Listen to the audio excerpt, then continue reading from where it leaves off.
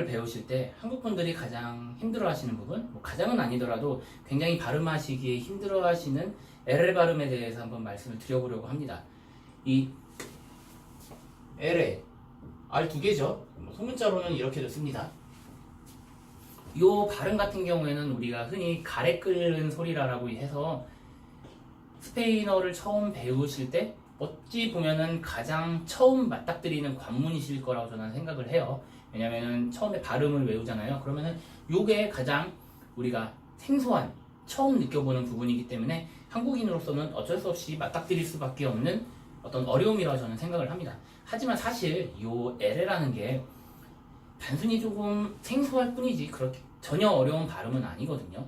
근데 이제 아무래도 한국분에게 그 수업을 받으시는 분이 아니시고 그 외국분에게 수업을 받으시는 분 같은 경우에는 이런 설명 많이 받으실 거예요. 그 R 발음이랑 똑같다.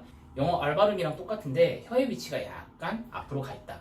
그러면은 바로 이해하시는 분들도 있고 바로 이해 못 하시는 분들도 있는데 여기에서 이제 문제가 뭐냐면은 그 LL 발음을 정확히 잡지 않고 계속 스페인어를 하다 보면은 요 LL 발음이 있을 때 계속 자신감이 떨어지거든요. 그래서 오늘은 요 LL 발음에 대해서 한번 말씀을 드리려고 해요. 어떨 때 LL을 쓸까요? 우선은 여기가 있고 이런 식으로 있습니다.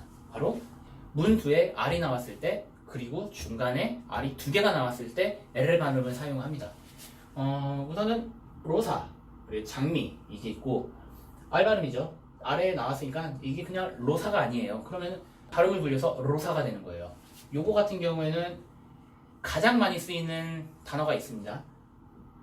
데사로야르. 제가 글씨를 잘 쓰는 편은 아니에요. 그러니까 참고하시고 제가 말하는 거에 대해서 신경 써주시면 감사하겠습니다. 데사로야르. 그러니까 여기 R 발음 두 개 나오죠. 이게 뭐냐면 발전시키다, 발전하다 이런 뜻이에요.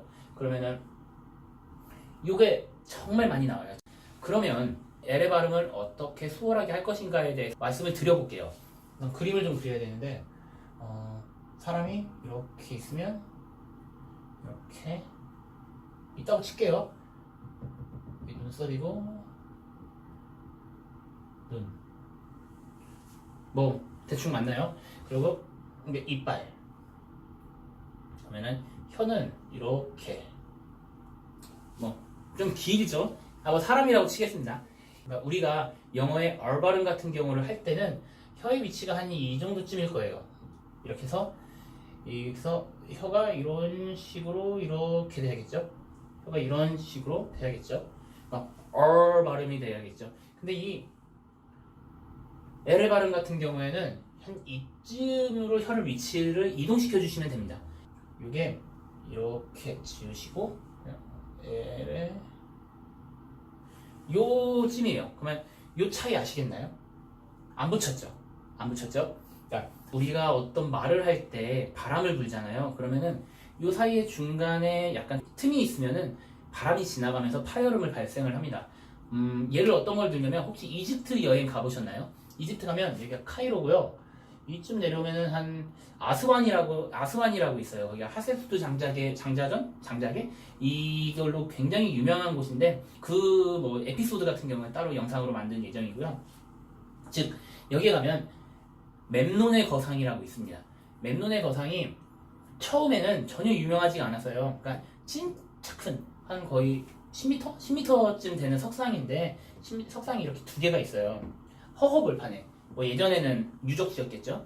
뭐 거기가 뭐 입구다 뭐다 이런 소리가 있는데 처음에는 다른 막 유적지에 비해서 그렇게 큰 임팩트가 없었는데 지진인가 그렇게가 풍한가 그걸로 알고 있는데 그걸로 인해서 이 석상에 금이 막 이렇게 간 겁니다. 그러니까 무너지진 않았는데 석상에 이렇게 금이 간 거예요.